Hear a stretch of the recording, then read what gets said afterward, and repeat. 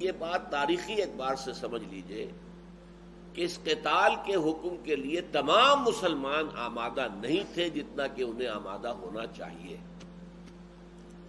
جہاں تک تو مہاجرین کا تعلق تھا وہ تو سخت ترین آزمائشوں میں سے ہو کر گزر کر آئے تھے، ویسے بھی گھر بار چھوڑ کر آ گئے تھے، ان کے لیے کوئی انہیبیشن نہیں تھی، کوئی رکاوٹ نہیں تھی، لہذا سمعنا واطعنا. لہذا ان کے لیے. لیکن جو ابھی لوگ مدینے میں ایمان لائے تھے، ظاہر بات ہے کہ مدینے کے لوگوں کو ویسی سختیاں دیکھنی ہی نہیں پڑی جس طریقے سے کہ مہاجرین نے سختیاں دیکھی 12 برس تک مکے میں. یہاں تو دونوں قبیلے بڑے تھے اور دونوں کے سربر آوردہ لوگ ایمان لے آئے. اب پرسیکیوشن کیسے ہوگی؟ کوئی پرسیکیوشن نہیں، کوئی تشدد نہیں، کوئی ایذا نہیں. تو یہ جو آہستہ آہستہ آرام سے جو راستہ کھل گیا تھا ان کے لیے ایمان کا، تو ان میں وہ پختگی پیدا نہیں ہوئی تھی، اور وہ تن من دھن لگا دینے کے لیے ان میں تھے ایسے بھی لوگ یقیناً کہ جن کا ایمان اتنا راسخ تھا کہ وہ تن من دھن لگانے کو تیار ہوں، لیکن ایسی تعداد بھی تھی کہ جو ریلیکٹنٹ تھی اس معاملے کے اندر. پھر جیسا کہ ہمیں معلوم ہے کہ مدینے میں فوری طور پر منافقین کا بھی ایک عنصر پیدا ہو گیا، لہذا وہ قتال کے خلاف تھے اور بڑی حکیمانہ گفتگو کیا کرتے تھے. دیکھو یہ خواہ کسی کو گڑ دے کر مارا جائے، خواہ زہر دے کر مارنا ہے. بھئی آپ دعوت دیں انہیں، تبلیغ کریں، وہ ایمان لے آئیں گے. دعوت و تبلیغ سے جب سب عرب والے ایمان لے آئیں گے تو پھر یہاں اسلامی نظام بھی قائم ہو جائے گا. پھر یہ کہ خوف بھی تھا، ذرا سوچو تو صحیح. تم قریش کو چھیڑ رہے ہو. قریش بہت بڑی طاقت ہے، بہت بڑا قبیلہ ہے، عرب کے اکثر قبائل کے ساتھ ان کا حلیفانہ تعلق ہے. وہ پکاریں گے تو وہ قبائل ان کی مدد کو آ جائیں گے. تو ہوش کے ناخن لو، یہ کیا سوچ رہے ہیں؟ پھر ان میں سے بعض کا یہ بھی کہنا تھا، جبکہ حضور نے یہ سرایا شروع کر دیے تھے، کہ ابھی قرآن میں تو حکم آیا ہی نہیں ہے، یہ تو خامخواہ محمد صلی اللہ علیہ وسلم کی جنگجوئی ہے، ایڈونچرسٹ انداز ہے ان کا کہ انہوں نے یہ کام شروع کر دیا. قرآن میں تو ابھی حکم آیا ہی نہیں. اس پس منظر کو اچھی طرح سمجھ لیجیے، ورنہ قرآن کی بہت سی آیات انسان سمجھ نہیں سکتا. اس کے لیے قرآن مجید میں ایک تو پوری سورت نازل ہوئی جس کا نام سورہ محمد بھی ہے اور سورہ قتال بھی ہے.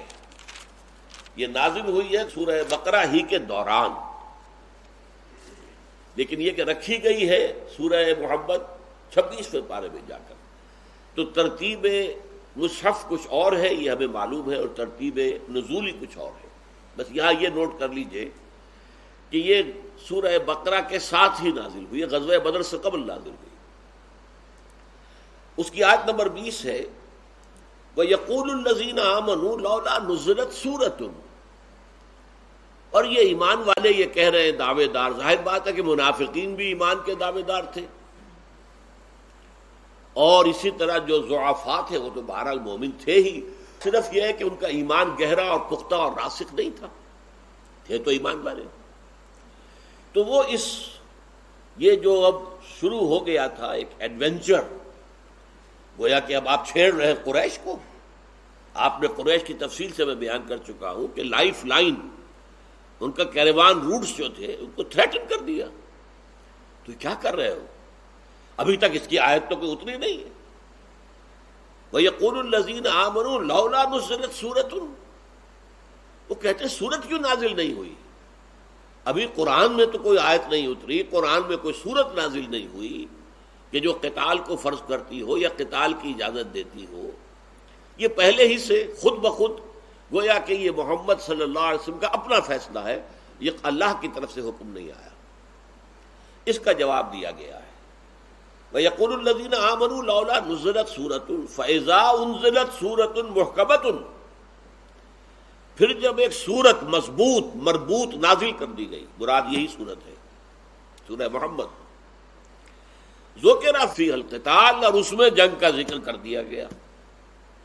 رأیت الذین فی قلوبہم مرض، تو تم دیکھتے ہو ان لوگوں کو جن کے دلوں میں روگ ہے.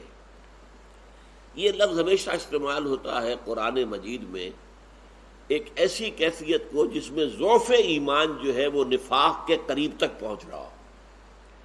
میں نے بارہا آپ کو بتایا ہے کہ ایک مومن صادق ہے، ایک ضعیف الایمان مومن ہے، اس میں نفاق نہیں ہے، ابھی ضعیف ہے، اور ایک پھر آگے نفاق ہے.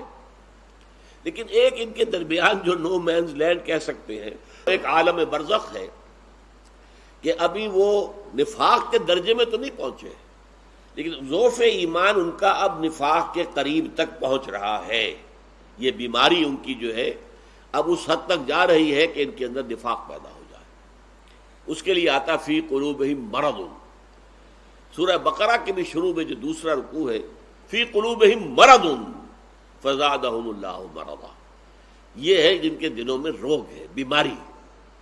اور اللہ کا قاعدہ یہ ہے کہ پھر اللہ ان کے بیماری کو بڑھاتا ہے. تو یہاں بھی فرمایا رأیت الذین فی قلوبہم مرض ینظرون الیک نظر المغشی علیہ من الموت.